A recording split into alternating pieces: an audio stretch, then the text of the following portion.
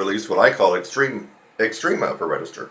So when you're practicing in the tier 2 of pedal tones, amazingly enough, is just almost as if you're practicing and killing yourself.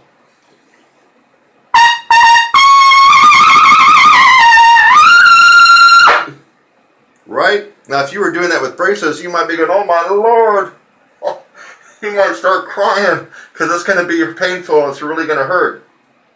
But with my technique and the trumpet exercise I just gave you for practicing tier 2 pedal tones, it is a life-saving moment because you can really still continue to decrease the embouchure, the strength, and even some of the compression. You won't be hurting your lips hardly at all in the tier 2 range of pedal tones.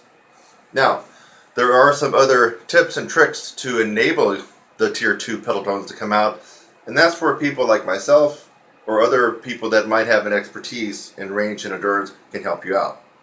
But at least right now, if you want to do it on your own, you at least got something that's going to help increase your range and endurance on the trumpet, even though you got braces. See you next one. I'm Kurt Thompson. Hi, I'm Kurt Thompson and welcome to my channel. That's youtube.com/your brass instructor.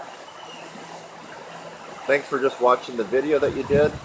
Maybe it's the first one that you've watched, or maybe you've watched tons of my videos. In fact, as of June 2016, as a brass player and trumpet player, I have the most tutorials free on the planet. I have over 600 videos on my YouTube channel currently, all free. So again, thanks again for watching this video. I hope that you got something out of it. Sometimes I make a video just to make you laugh. A lot of times I make a video to educate you on something and maybe even help solve a problem. So I hope something like that occurred for you in this video. And while you're at it, again, subscribe, click on my website link, and go on to the next video. It's lovely out here. Have a great day.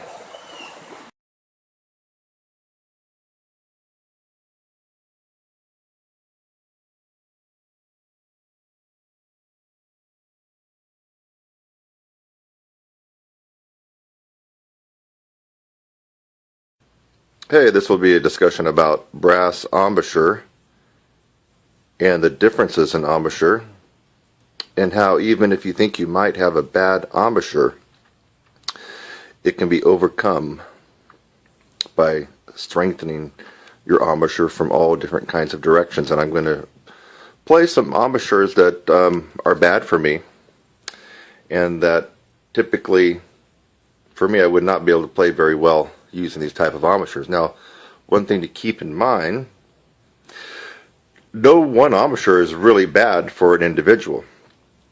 And so what that really means is what might be bad for me and I sound horrible on might be really good for you. And so it depends on, if you look carefully, your lips, how long they are, how short they are, how narrow they are, how thick they are, how thin they are, your teeth, how much of an overbite you have, how much of an underbite you have, if they're crooked, if you're wearing braces, so if maybe you have a partial denture. So it can include a lot of different things, and also your bone and jaw structure. That's why I think that some brass coaches and teachers can do more harm to a student by forcing them into a particular embouchure. For example, the most common would be centered and a little bit more on the top lip. That seems to be, the most common, but not everybody is going to do well with that particular embouchure.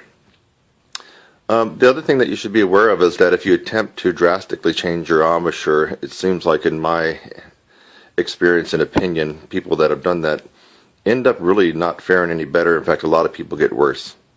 So if you think a big drastic embouchure change is the answer, you're probably barking up the wrong tree. So let's look at some various embouchures. Here we can see. For me, I tend to play a little higher. So I guess you got your high player or high lip placement position. You got your medium or middle and your low. So those would be the different placements. So high would be, it's probably high. Now I can go higher, but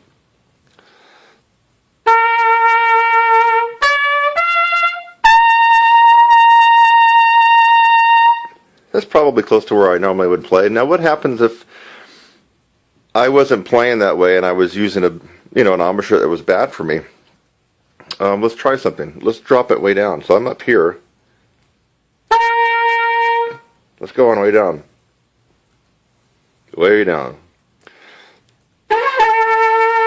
Hear the difference in tone quality?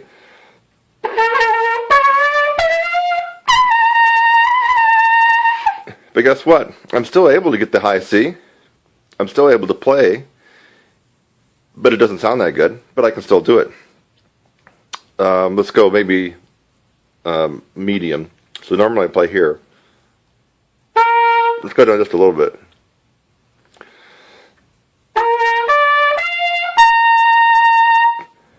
Seemed like it noticeably flat on the high C. I think I was flat on the first one too, but so I'm still able to play. Now I'm gonna be tying this all into a huge point here. Okay, so now let's talk about angles. So I can use my normal embouchure here. What if I brinkled it up? Because I see people playing like this.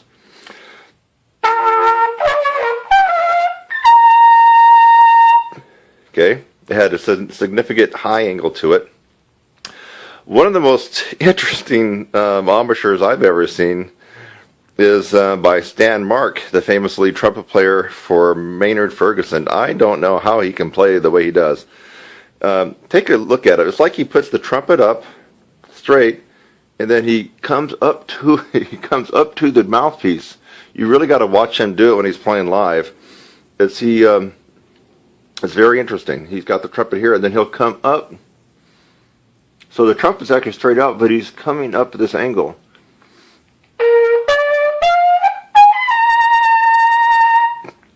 So now most of the embouchures that I'm showing you are ones that I really couldn't play on. In fact, if I was playing on them, I might be just like you are right now. If you have a particular question about your embouchure and then it's not working for you, well, if my trumpet teacher long ago had said you need to play like this, like Stan Mark, so I got the horn out, I'm coming into it like this.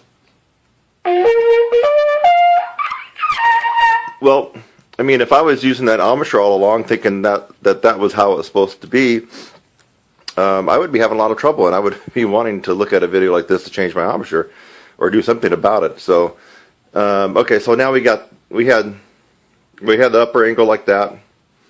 Did we do this one yet? Well, I think that's kind of like more like Stan Marks, isn't it? Yeah, it's more of a, he's coming into like that, but you can still go downwards. Okay, now what if you don't play center? A lot of us brass teachers want kids to be centered right smack dab in the middle of their lips. Unfortunately, our jaw structure and teeth and everything else might suggest otherwise. So here's me, I'm center now.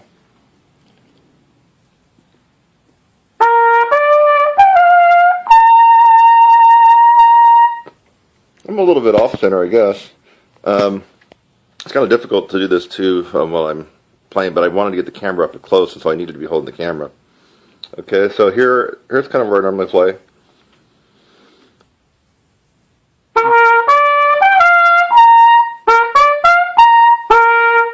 What if I didn't play centered?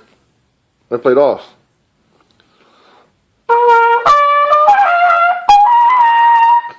I can still get it. It's a little bit crackly. What if I go way over? What if I'm crazy and I go way over here?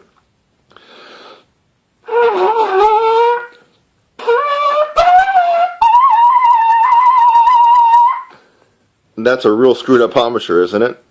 Okay, let me try playing the horn left-handed here and hold the camera this other way.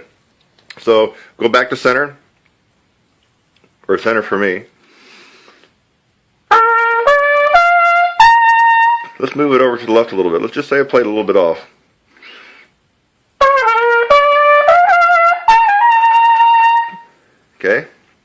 kind of wacky, isn't it? But some people play in all these different positions. Now, no, I've never seen anybody really play out here. But what if we go over here? I'm going to go crazy. Look at that.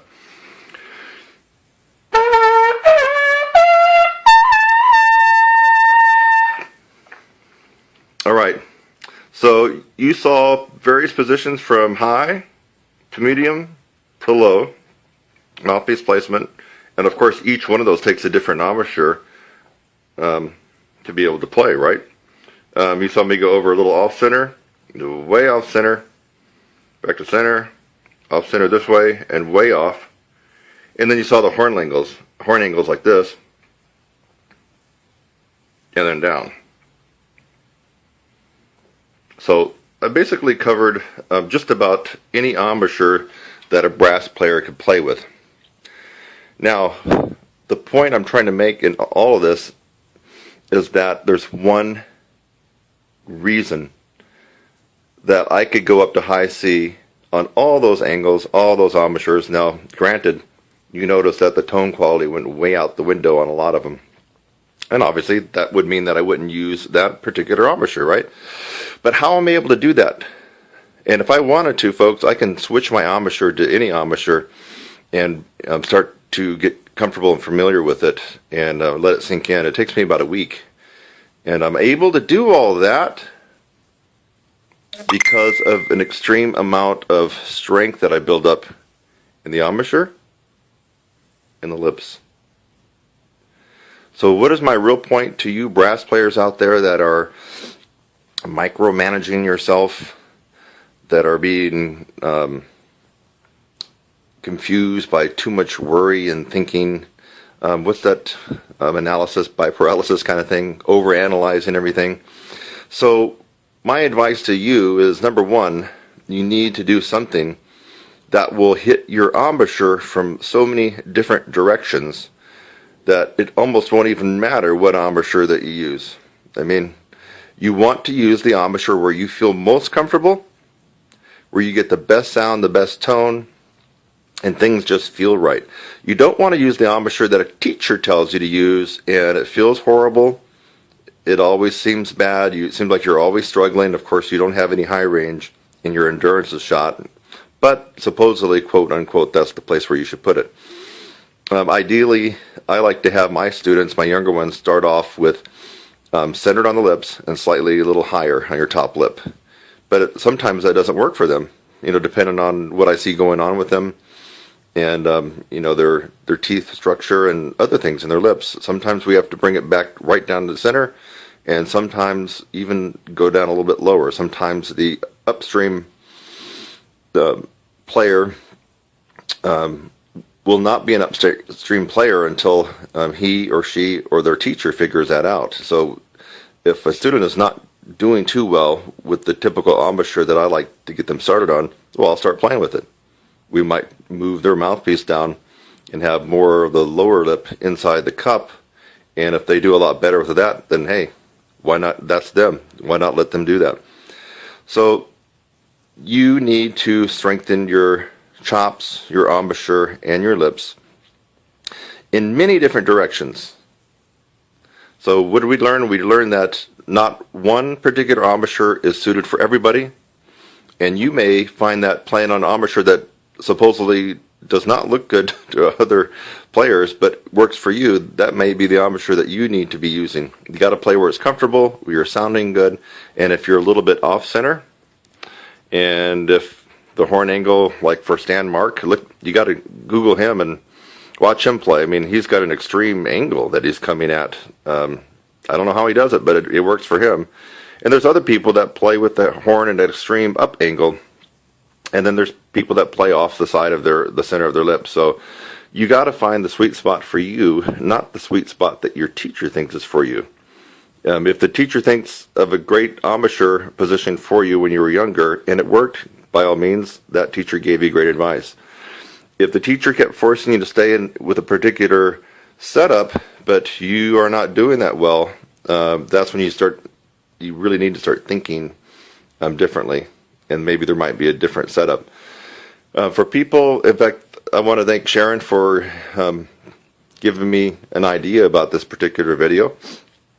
So for people who are concerned about bad embouchures and good embouchures, more mouthpiece pressure, less mouthpiece pressure, I really don't want you to be thinking about that if you're working with me and you're taking lessons from me or you're taking my course. What I want you to be doing is focusing on the 75 techniques, if you're involved in my course, that are going to hit this from so many different angles. In fact, now is a perfect time to plug my course, which you know I almost do in almost all my videos. Your embouchure and the muscles here in your lips need to be worked in so many different directions. And you know what that really does is it makes worrying about embouchure and everything else, angles and where your mouthpiece is hitting your lips, too high, too low, in the middle, off center, almost irrelevant, because once you develop chops of steel, you can pretty much play anywhere that you wanted. I demonstrated that, right? I mean, I took the angles all over my mouth and I was still able to get up to high C. You just probably heard a change in tone quality from either decent to bad. But still, I was able to do it, mainly because of this. So, you need, if you're concerned about your embouchure, lack of strength, or maybe you're using a bad embouchure, you're using excessive pressure, there's really only one answer, and you're going to have to come to the conclusion quickly by deferring to someone that knows what they're doing and has worked with a lot of people that would be like me or somebody else in my capacity. Or you can kind of go to the school of hard knocks and keep pounding away at the one method that you're using. Maybe you're not even using a method. Maybe you're just practicing all technique, Clark and Arbenz and other stuff, and some warm-ups. Or maybe you are involved in a routine. Claude Gordon, only doing Claude Gordon. Or only doing the palming method with William Costello and Roy Stevens. Or only doing the isometric stuff of Carmine Caruso.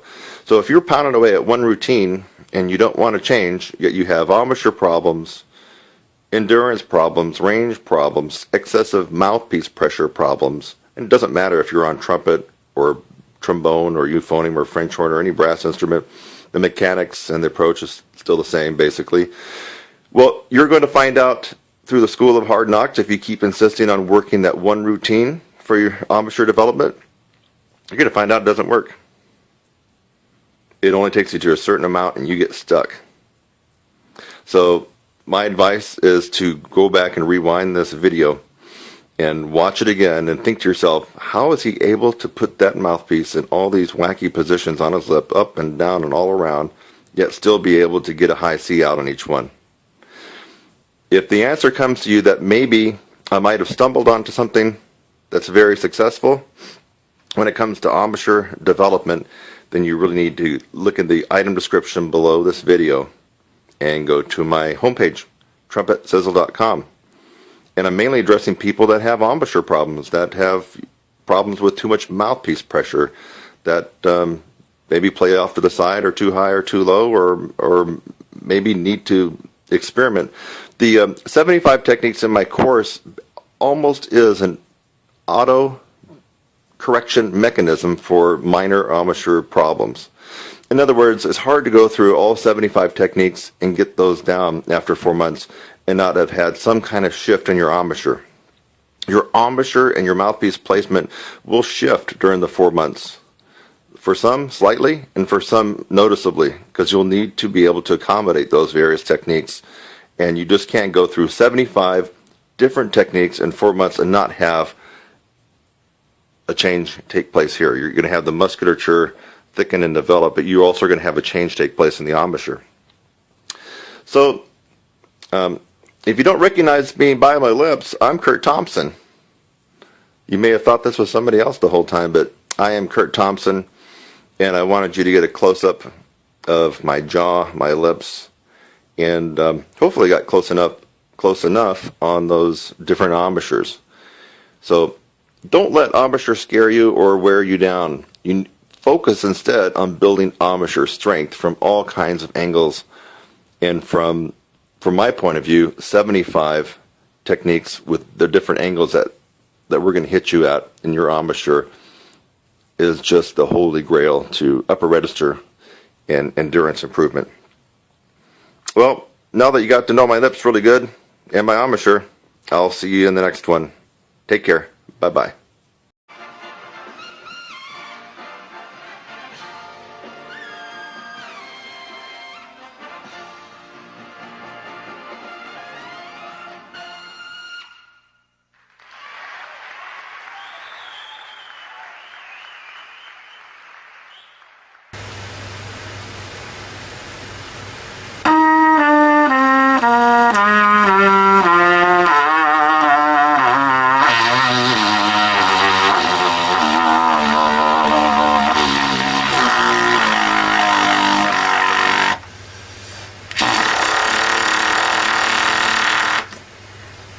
So,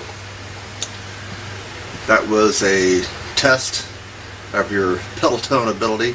I started on first bass F, and I worked my way down with a F major concert E flat scale all the way down to triple pedal F. Now, that's a test of your overall ability to do pedal tones, but keep in mind each tier of pedal tones has a different characteristic and a different level of difficulty. So briefly, your bread and butter and your meat and potatoes pedal tone tier is the second tier. It's the most hardest tier of all. In fact, for those of you who are not really playing up into the upper register, ability to do it, we're talking about starting at high C up to about double G, give or take. That range right there is the upper register. Above that is the extreme upper register. So if you're trying a lot of different things, at least check your pedal tones. If you can't do what I just did, that may be one place to start looking and start practicing on. Now, to be efficient and focused with your time, when it comes to gaining strength in your embouchure and a big round sound, especially in all registers, you really want to pay attention to the second tier. So the second tier is the hardest of all pedal tones to play. That starts with pedal C, and I'll just play it down. The best way to do it is just to do octaves, unless you have perfect pitch, which I don't. I got relative perfect pitch, but if you don't have perfect pitch, just go ahead and play the tester note an octave higher. So here's the low C, and then the pedal C. B, B flat, A flat, G. Now notice I'm going to play G 1 and 3. Don't cheat and play it open. And then the last one in the second tier of the pedal tones, this is the hardest tier of pedal tones, would be the G flat or F sharp again. When you go down to play it, don't cheat and play second valve for the pedal. Go ahead and leave it as 1, 2, and 3. Here's the low G flat.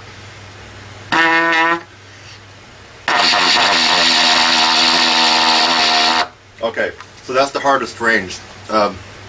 Now, let me just describe the different levels of pedal tones. The first tier is from F to D flat, E, E flat, D, then D flat. Okay, so you'll probably be able to get most of those. That's what I consider like a medium difficult level of pedal tones. So the first tier of pedal tones, which I just did, is the medium level of difficulty for pedal tones. That's F, pedal F down to pedal D flat. And you already heard me do the most difficult level of pedal tones, which I consider your meat and potatoes. That's where you're going to get a lot of bang for your buck as far as your practice time, especially if you're shooting for upper register and power. You're going to get it from the second tier, which is the most hardest. That's pedal C all the way down to pedal G flat. Don't cheat when you get down to pedal G and pedal G flat by playing those open in 2. Make sure you play pedal G 1 and 3 and play pedal G flat 1, 2, and 3.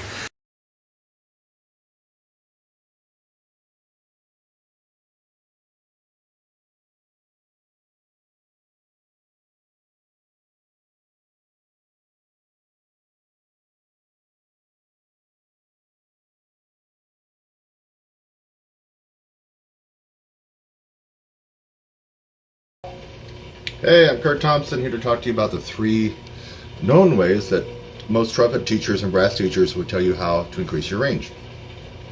And in some videos you may have heard me kind of disrespect these a little bit, and that would only be because you've tried these 3 ways, yet you keep trying these 3 ways to really bring out the most amount of range. The 3 ways I'm going to talk about are the main themes and concepts behind your beginning range building and endurance increases and improvements. And this is what you're going to probably hear when you go to most instructors for private lessons, and maybe even on the internet forums. So this will get you actually a little bit of a ways. If you don't have any range at all or any endurance, you at least be making sure you're doing these. And that's why I'm giving these away for free, because it's something that you at least have to start at this point. It will only take you so far. So once you use these techniques and only get to a certain level, and you can't really seem to get beyond that, that's when you have to come to me in my course, the 16-week upper register course, and add another 3 or 4 notes to your range. But this will get you a little bit of a jump start, and might as well do it if you haven't been doing it. A lot of you watching this video will have already undoubtedly heard about these and have already been doing it, and then you're watching this to see if you can increase your range past that, but this won't help you. So you do these 3 until you reach a certain level where you plateau off, and you're not going to be able to break that barrier. You're going to have to do something different. And in this particular case, doing something different, I'll put my website address, would be taking a momentum-based course to really supercharge your range and endurance. But anyway, let's get to these 3 known mainstream techniques. Number 1, long tones. You go to any trumpet teacher around the world, any college, university, you ask about playing and increasing your range, they're going to tell you long tones. It could be in the form of pedal tones. F, pedal F. Or the harder range would be tier 2, would be your pedal Cs. C. So any kind of long tone, even in the regular lower middle register.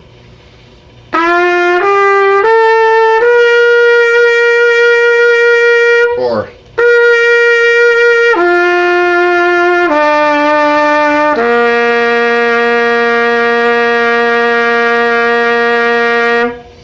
and on and on and on. You can go down chromatically there, you can go up.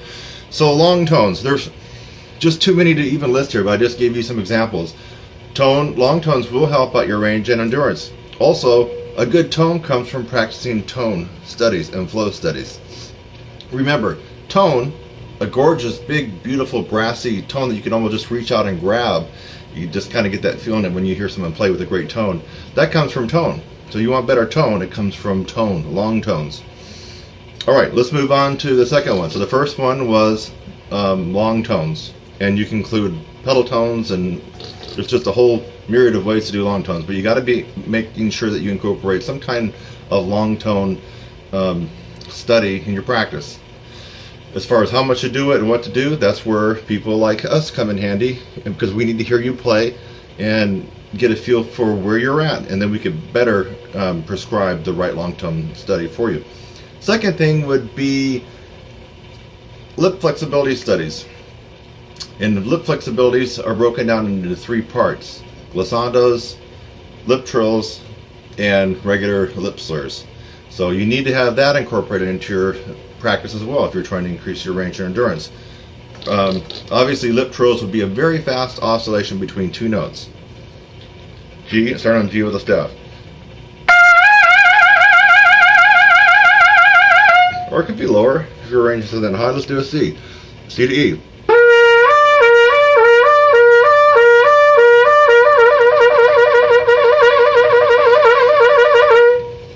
And that's an example of lip trill. Of course, there's a lot of different books out there that have all kinds of interesting exercises to do your lip trills on. My favorite right now, my favorite right now is Dr. Charles Colin and Advanced Lip Flexibilities for Trumpet. It's a big red book with white lettering. I swear by that book. I love that one. So there you have it. So lip trills.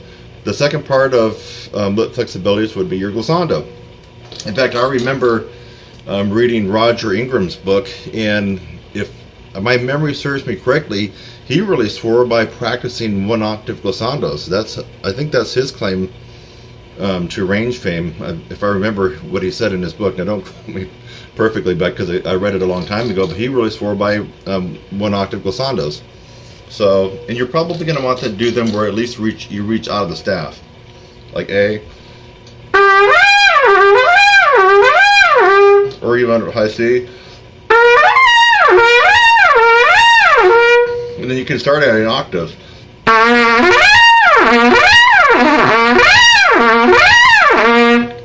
And then you could expand it to, well, if you wanted to go to like 3 octaves. Low A.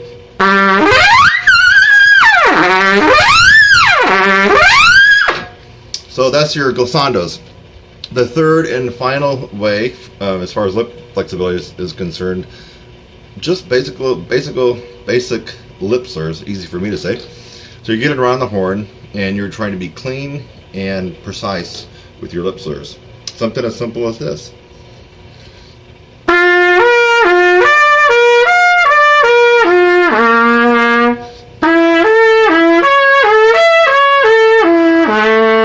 Or even simpler.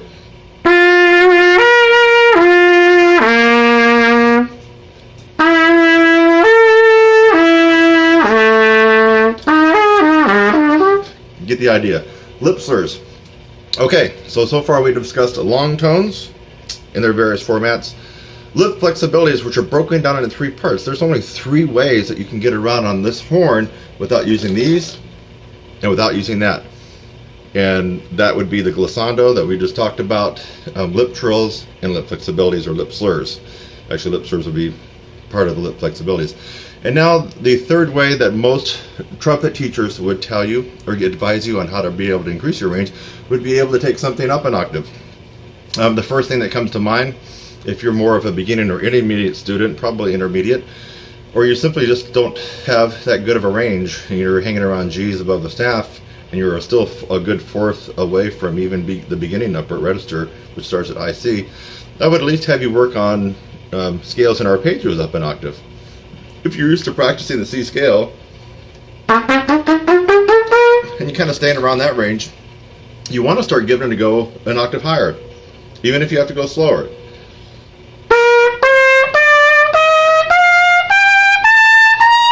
Or arpeggios. If you're used to being in that range, try to see if you can squeeze it out an octave higher.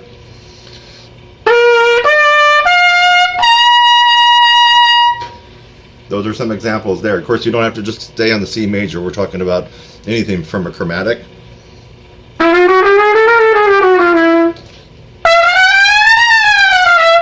Chromatics, arpeggios, scales, you name it. And then you can finally go to little tunes. They could be classical little things out of the Arbans, jazzy ones, anything that you've ever played, you could try to take it up an octave. Something simple like this.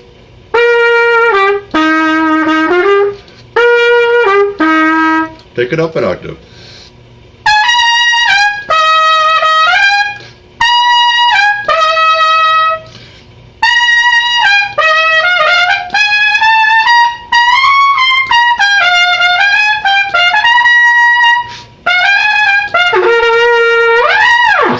Okay, that was Sesame Street. So I'm just doing this off the cuff. You know, I didn't have any set list that I'm going off for this particular video tutorial. But anyway, this is gold. If you haven't already been doing this and you want to skyrocket your range and your endurance, this is a no-brainer, folks. You got to be doing at least the 3 things that trumpet teachers around the world would tell you to do, even if they really can't play that high in the upper register or they don't specialize. They're going to tell you these 3 things. What were they again? Long tones in all their various forms. Number 2, lip flexibilities, and there's only 3 ways we can get around the horn lip flexibility wise. Lip trills, right? Glissandos, and lip slurs. And finally, the third thing is to start just getting the courage and being confident and take some stuff up an octave. It could be your band part in 8th grade band if you're an 8th grader. It could be some little licks that you've learned. It could be scales, chromatics. Just start with the idea like, hey, let me just see if I can take this up an octave.